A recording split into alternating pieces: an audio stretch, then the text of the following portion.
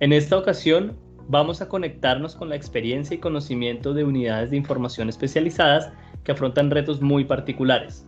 Por eso, hoy nos acompaña Marcela Pulido, jefe del Centro de Información y Consulta de la Fundación Universitaria Juan N. Corpas, la cual hace parte del grupo de unidades de información de la Región Central en Salud, Unirex. Ella es especialista en gerencia de mercadeo y profesional en sistemas de información y documentación de la Universidad de La Salle. Para hacer más especial esta edición de Enciéndete, le hemos pedido a nuestro colega Diego Alejandro Becerra, director de la Biblioteca de la Escuela Superior de Oftalmología, que nos acompañe en la moderación y dirección de este capítulo.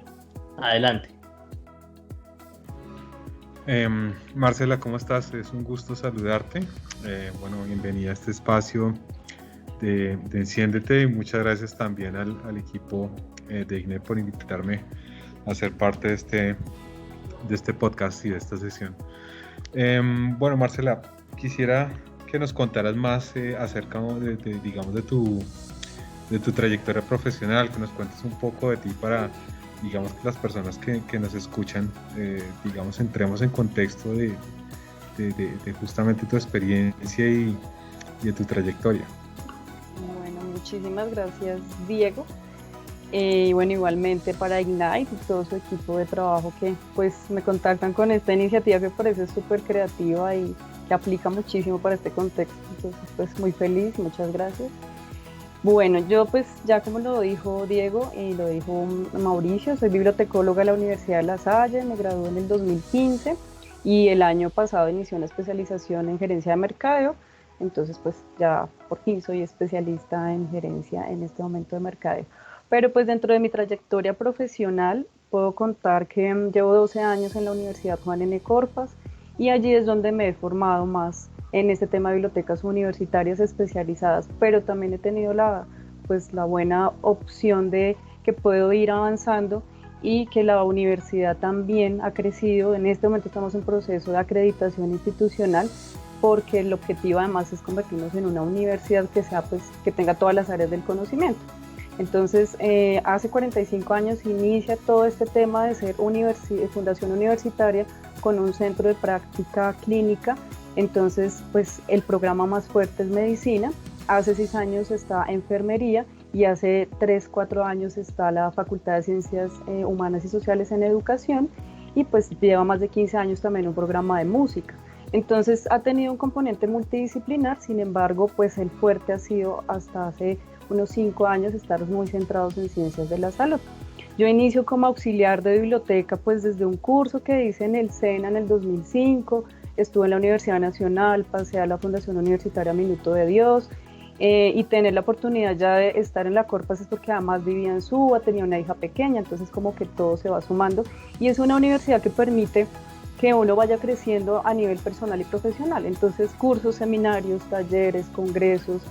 Unirex hacemos parte de Unirex hace más de 15 años, entonces también desde el 2011 más o menos yo hago parte de ese consejo directivo, he tenido varios cargos, entonces siempre es la oportunidad de poder seguir creciendo. Con los congresos de Unirex pues nos permitimos la opción de estar actualizados permanentemente y no solamente las partes directivas, en este caso, también los auxiliares, todas las personas de servicios y demás. Entonces nuestro equipo somos 6 personas, entonces pues no es muy amplio. Entonces la idea es que cada uno se capacite, se forme, pero esté actualizándose también de manera autónoma para responder a las necesidades de formación y a las necesidades de información de cada uno de los usuarios que están en la biblioteca. Entonces pues yo puedo decirles que escogí mi profesión casi que desde el colegio. En el colegio tuve la opción también de crear una biblioteca comunitaria y también uno de mis temas era enfocarme hacia las áreas más sociales o impacto hacia una comunidad. Y la Corpas nos ha permitido hacerlo con su objetivo social también de estar en comunidad. Entonces pues se suman muchas opciones. No es que solo seamos una biblioteca especializada en ciencias de la salud en este momento, y podemos decir que une muchas áreas y que tiene muchos proyectos en curso que se encaminan a esa comunidad que también ha mutado, que también se ha transformado. Entonces creo que esa sería pues mi introducción. Gracias. Excelente, Marcela. Bueno, me parece como muy interesante toda esa perspectiva que tú me muestras desde tu trayectoria profesional Y digamos que viendo cómo ha sido tu proceso, digamos, de evolución dentro del campo de las bibliotecas, y también lo que nos has mencionado sobre la fundación y cómo esta evolución de lo que ha sido la biblioteca y de cómo, digamos, desde tu profesión y desde tu experiencia has venido aportando, digamos, también este campo de visión social. Quisiera que nos contaras un poco de cuál es la visión global de tu biblioteca. Digamos que hemos visto como ese proceso, o nos has comentado acerca de este proceso de transición de transformar la biblioteca en más allá de una biblioteca médica y, digamos, ser más allá de eso. Si nos pudieras contar un poco de esto. En su inicio, claro, la biblioteca se enfoca a ser la biblioteca especializada, ¿sí? Y a responder esas necesidades de las personas que están estudiando medicina o enfermería y que tienen un poco tiempo, ¿cierto? Que necesitamos darles recursos y servicios muy especializados y muy a la talla, a la medida, en horarios muy particulares, y no hay una generalidad. Pero hoy entonces ya es un centro de información y consulta. Y ese centro de información y consulta, pues su misión como tal, esa visión que queremos es llegar a contribuir a la formación integral de los estudiantes, los docentes de esa comunidad académica. Eso va enlazado también a la visión institucional a través de la prestación de servicios de información que sean pertinentes y actualizados. Entonces eso dependerá de esas necesidades puntuales de cada programa, de las mallas curriculares, del PEI, ¿cierto? Y bajo la aplicación de las tecnologías de la información y la comunicación. O sea, sin duda, sean muchas, pocas, es necesario tener esa base también de soporte con las TICs para que se desarrollen las actividades de formación académicas, de investigación, y también basados en el aprendizaje autónomo. ¿Por qué el aprendizaje autónomo? Porque la idea es que demos herramientas y que la comunidad académica fácilmente pueda saberlas aprovechar y ponerlas para el fortalecimiento del proceso académico, de investigación, de visibilidad institucional y de impacto social. Genial. Y bueno, encadenado también, digamos, esta pregunta, quisiera también que nos comentaras, digamos, qué proyecto has desarrollado para llevar, en este caso, a la biblioteca, o ya como tú lo mencionas, como este centro de documentación, información, digamos, fuera de la creencia de que es solo, digamos, para la parte médica, sino que es algo multidisciplinar. Sí, ya como centro de información y consulta, que eso más o menos se va estableciendo dentro de ese crecimiento de los programas académicos, ya así dejar de ser solamente centrados en ciencias de la salud. Entonces, primero es necesario incrementar las colecciones impresas, ¿sí? Para ciencias de la salud considero que es muy importante tener una muy buena colección impresa. Hay ciencias básicas que son transversales a muchos programas y que al estudiante, aún por más joven que sea, quiere tener el libro impreso, ¿sí? Más las colecciones en electrónico. Entonces, como que en esa fundamentación de todas las áreas hay que ampliar esa colección, hay que tener pues muchos más títulos, hay que abrirlo a educación y a ciencias sociales humanas, que es el otro fuerte. La colección de música, por ejemplo, estaba en otra sede, hace 4 años llega a nuestra sede principal, al campus principal, y allí entonces es ver cómo nosotros interactuamos con una colección diferente, partituras, material multimedia, son más de 10.000 partituras, entonces es también cómo uno termina adaptándose y llegar a unos usuarios que también son muy particulares. El programa de música es personalizado, entonces va a ser muy diferente atender a un grupo personalizado, atender a un grupo que son 150 estudiantes en un semestre. Entonces ahí también viene cómo jugar con las capacidades, esas habilidades del personal de la biblioteca, ¿sí? Llegar a que ya somos expertos en un área, ahora cómo nosotros también nos formamos, y eso es autoformación, ¿sí? Buscar opciones, ver cómo lo hacen las otras bibliotecas, ese benchmarking que ayuda a podernos entender y compartir ese ecosistema pues, de información.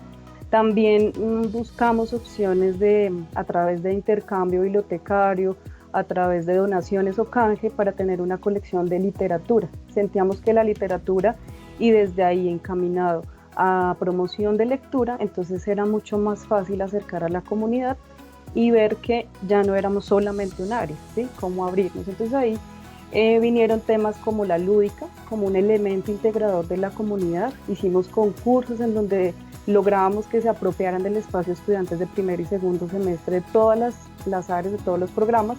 Entonces ya la biblioteca se vuelve ese centro de información y consulta en donde confluye la comunidad, uno pues iniciamos, por ejemplo, con el cuidado de los libros. Era una propuesta también para que los libros en físico pues no se rayan, no se mutilan. Si uno cree que todo el mundo lo sabe, pero todo el tiempo hay que estar recordando a ese estudiante que está como muy entretenido en sus cosas y se le olvidó y pues pasó el marcador. Entonces hicimos un concurso también, bueno, nos disfrazamos, siempre como de la mano de esas opciones que se tienen, ¿sí? De esos recursos que se tienen, cómo los optimizamos. Entonces nos disfrazamos, nos maquillamos, usamos 2 días del mes, por ejemplo en octubre, o para el día del bibliotecólogo, para el día del libro, y buscamos la opción. Entonces ahí también se abre esa posibilidad de tener un espacio de promoción de lectura, de irnos encontrando con la literatura infantil y que nos leyeran en voz alta. Ese era uno de los fundamentos que hace que se vincule. También hicimos concursos para evaluar, entonces cómo buscar opciones de que nos evalúen diferente, que no sea solamente una encuesta con un formulario. Entonces lo mismo, hicimos una especie de concurso de disfrazarnos, de compartir retos, retahílas, imaginamos, escribimos, a la final con unas fichas con emoticones. Entonces evaluamos servicios para una comunidad que era representativa, que es una de las más grandes los primeros semestres, y ver cómo ellos sí se podían acercar, reconocer esos espacios que se han abierto, que estaban con otras colecciones y que además tenían opción de hablarnos directamente, de dejarnos con un emoticono, con un texto de su fuente, de su mano, diciéndonos si nos gusta, por qué no hacen esto, ¿sí? Y eso ayuda a retroalimentar de manera muy directa y a buscar otras nuevas opciones. Entonces de esta manera ya estamos ahora trabajando con el tema de divulgación, ya de ojalá desde las redes sociales, entonces tengamos ya unas piezas gráficas muy propias, un icono tal vez que nos identifique, un logo muy propio, y en esa transformación, o sea, te hablo de hace 4 años, es la que hoy decimos un centro de información y consulta con áreas multidisciplinarias. Genial. Bueno, veo que digamos que tu experiencia en bibliotecas públicas te ha servido muchísimo para generar, digamos, todas estas, digamos, innovaciones pedagógicas dentro de lo que es el marco de una biblioteca o ya un centro de información orientada hacia una comunidad, en este caso universitaria, ¿no? ¿Qué ventajas y desventajas has encontrado en este caso al implementar este tipo de proyectos, como por ejemplo los proyectos de promoción de lectura, digamos que se ven más en bibliotecas públicas dentro del ámbito de una biblioteca orientada a una comunidad universitaria? Sí, exacto, era pues un reto sin duda, y más cuando es un tema muy disciplinar, que va encaminado a producción científica, ¿sí? Que tiene que haber un resultado de investigación. Entonces como que vamos con esa metodología rigurosa y claro, todo eso pues se responde con las capacitaciones personalizadas, los talleres prácticos y con esa buena voluntad que tenemos el equipo de trabajo para el servicio. Entonces cuando ya nos damos cuenta, bueno, esto no es una biblioteca solamente en ciencias de la salud, somos un centro, entonces buscamos las opciones, que unas eran como mejorar la colección, buscar una colección de literatura y desde ahí empezar. En el equipo de trabajo hay personas pues muy buenas en unas habilidades como promoción de lectura, no todo lo tenemos y tendríamos que tener algún acercamiento. Entonces una de ellas trabajó con comunidad de niños, una biblioteca pues cerca también en Suba, que tendría pues una población de niños y adolescentes. Y otra persona también que había trabajado con Colsubsidio y la red de bibliotecas en su momento. Entonces ahí se podían unir y decir, bueno, hoy vamos a leer un cuento de literatura infantil. Entonces para todo el mundo era, pero literatura infantil, ¿pero por qué?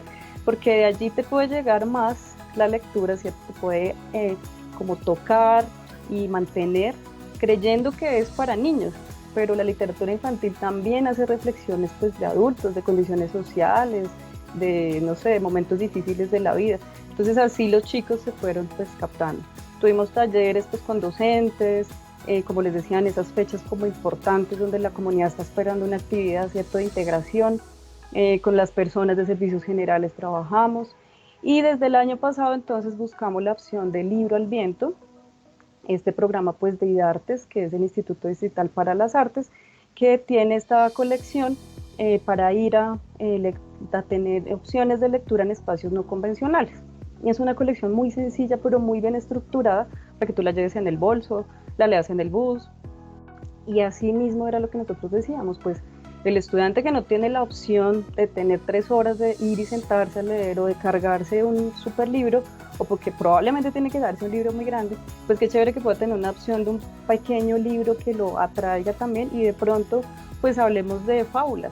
Entonces empezamos también a gestionar esto y desde octubre nos convertimos en un punto de distribución del libro al viento. Entonces ya teníamos como esa base también sólida de esa colección, más este personal pues humano que estaba dispuesto a decir sí, ahora hagámosle más al tema de promoción de lectura, y ya con un promotor que IDARTES también nos había ofrecido en otros espacios. Entonces se fue construyendo más, cada vez una vez al mes, ya luego cada 15 días, y ya cuando en noviembre pues se cierran estos contratos, nosotros lo asumimos en una colección abierta que también pues lleva 2 años de estreno. Entonces lo que queríamos era traigamos a la comunidad acá.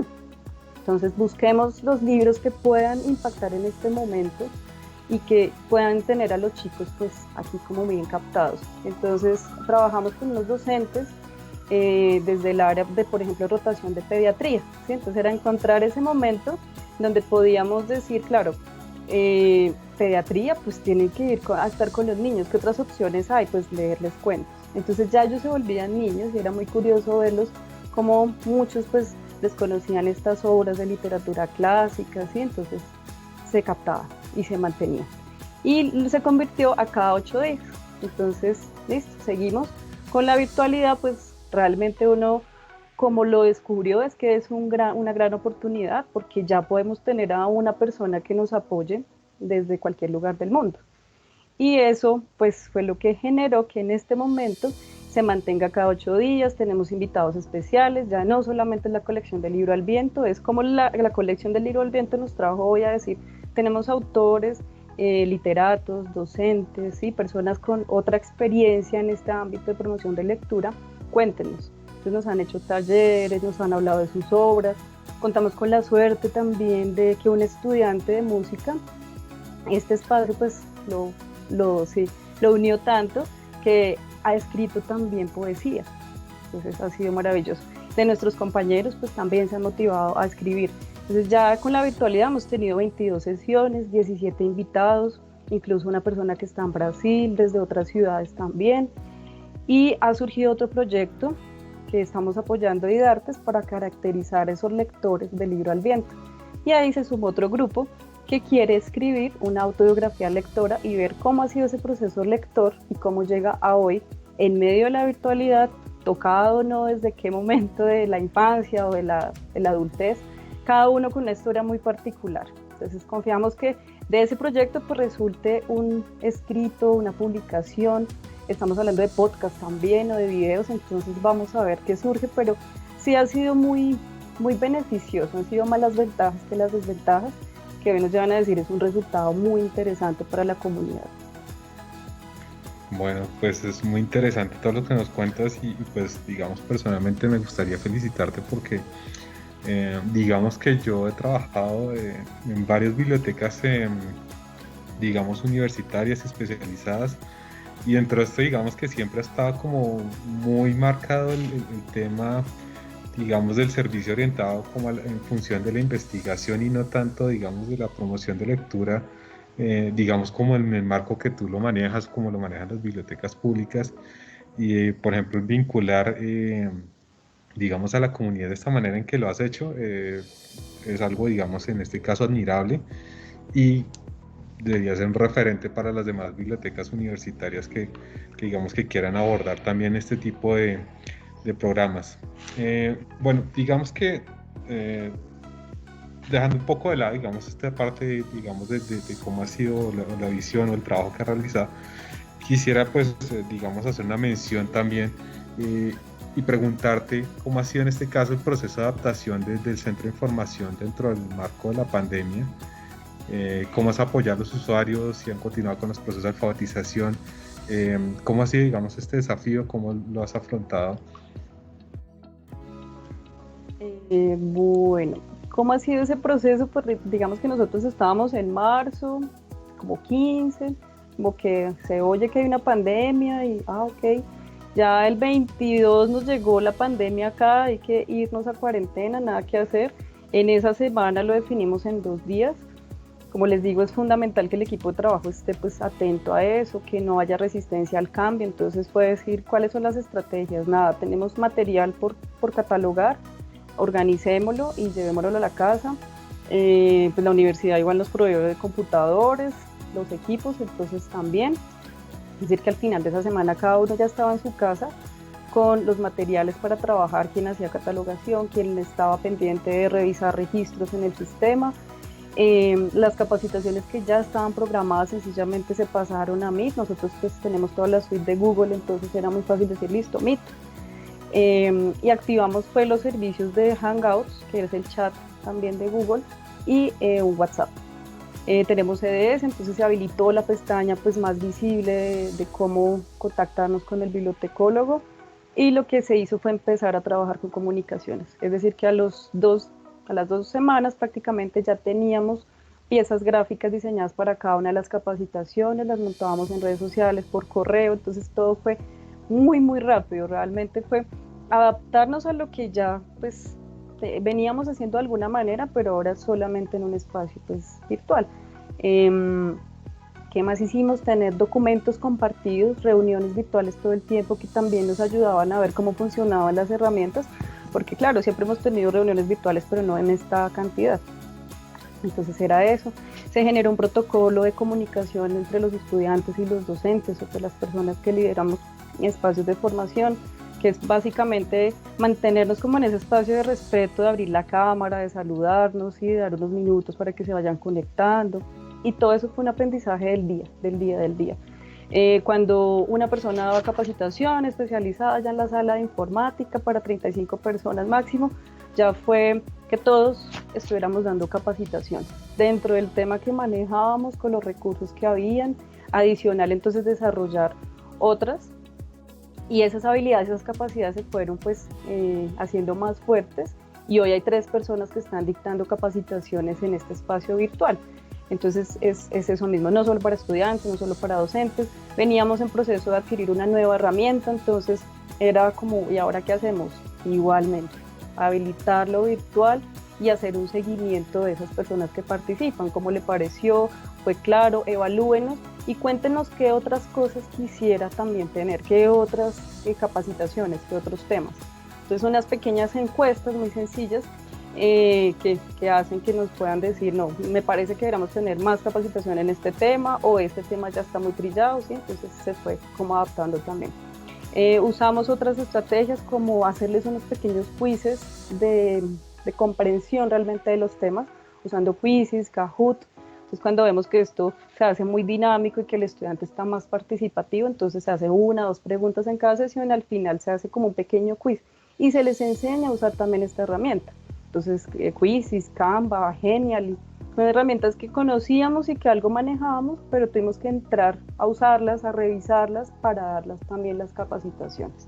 Entonces es una formación de usuarios permanente que hacemos en talleres individuales, en grupales, y en esas capacitaciones que ya el docente dice estamos en un proyecto de investigación, entonces hagamos búsqueda sistemática, ¿sí? Se mantuvo tal cual y pues ya hay más personas dedicadas a ello. Entonces también logramos que de pronto algunos que estábamos como un poco reacios a estar frente a los usuarios, a tener 30 personas allí, ahora lo hagamos frente a una cámara de manera pues más cómoda, con los beneficios que tiene la tecnología y con algunas dificultades también, pues que ha sido estar en casa, algunos ruidos o que se fue la luz o sí. Entonces ven el plan B ahora. Entonces ya hemos pensado en estos 5 meses, bueno, el plan B es que conectamos 2 personas y si a usted le falla algo, pues yo estoy de respaldo. Y unas capacitaciones que sean cortas. Capacitación en el tema virtual, yo creo que no puede ir más de 2 horas porque ya la persona se desconecta, ¿sí?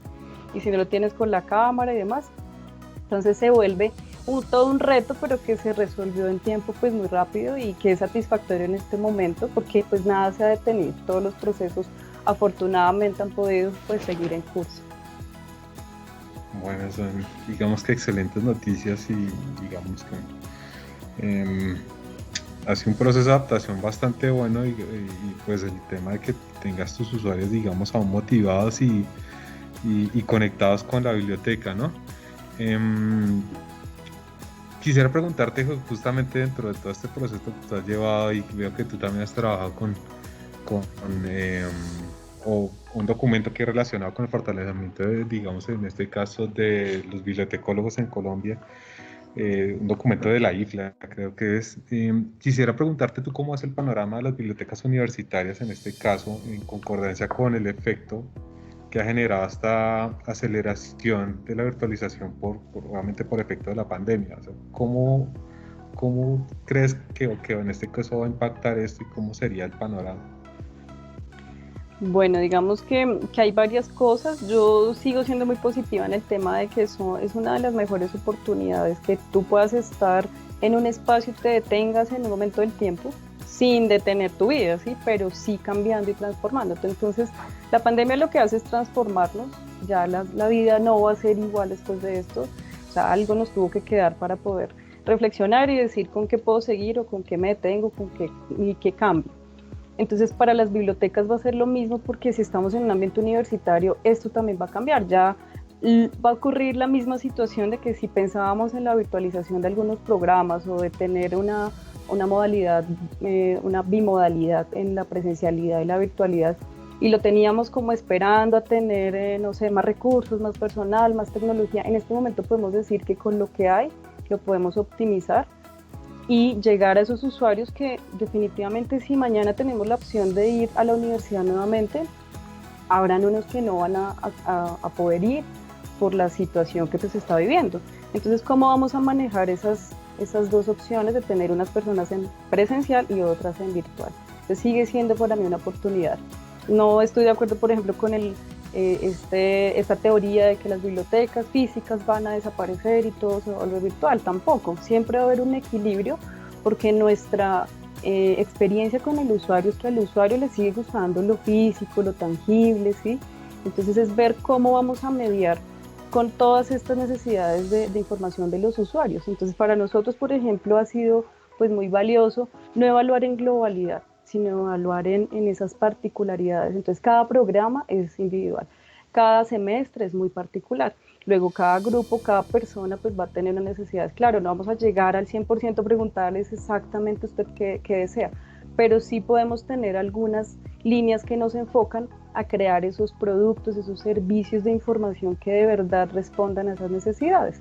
Y eso no va a ser nada más que con la comunicación, establecer con todos estos medios tecnológicos que ahora entonces, bueno, se han desarrollado más, otros han vuelto de acceso abierto, otros que permiten tener la valoración por más tiempo. Entonces, aprovecharlos, ¿sí? Es buscarlos, documentarse, preguntarle a otros, y en ese ecosistema que es como esa red del conocimiento, que debería ser también pues una oportunidad, ¿cierto?, para idear, crear, transformar lo existente, y siempre pues buscar esa respuesta que el usuario está esperando. A veces son muy tímidos, a veces hablan mucho, entonces como uno se va enfocando. Entonces, como les decía, varias opciones siempre estarán, varias opciones de comunicación que permitan extraer esa información y concretarla para nuestros proyectos y nuestras estrategias, que sin duda esta es una de las opciones que yo creo que son más valiosas en términos de oportunidades, porque lo que no queríamos hacer o teníamos relegado ya se nos dio, y como que se prendió ese bombillito y todos los que teníamos alrededor entonces empezaron a generar ideas, ¿cierto?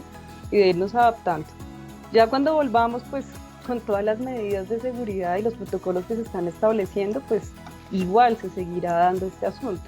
Ya de pronto no estando tan juntos, ya de pronto, o sea, haciendo unas actividades que incluso se nos ocurría con la hora del cuento, esto puede seguir en simultáneo. Entonces yo estoy proyectando, tengo a mi grupo acá de 15 personas en un espacio amplio, y tengo a la persona pues desde cualquier otro lugar más otras 100 conectadas.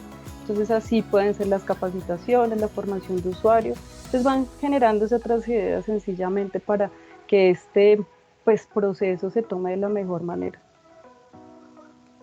Sí, así es. Digamos que tal como lo es, debemos verlos como una oportunidad y digamos también como esa, digamos, de forma positiva hacia el acercamiento que puede generar también estos procesos hacia usuarios o hacia personas hacia las cuales, digamos, se tenía de cierta forma marginadas, como yo lo veo, personas que de pronto no podrían ir presencialmente a un campus universitario, que digamos que dentro de este marco, de esta transformación, pues también no solo las bibliotecas sino las instituciones van a ser más cercanas también a estas personas y hacer parte de todo este proceso de transformación. Pues Marcela, pues de mi parte no me queda más que agradecerte por participar en esta edición de Enciéndete. Pues esperamos que nos acompañes en una futura edición.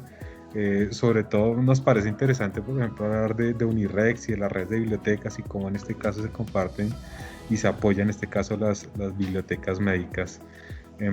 Bueno, quisiera en este caso darle ya la voz a Mauricio para que digamos nos digamos dé un contexto del cierre y bueno, pues muchas gracias, Marcela.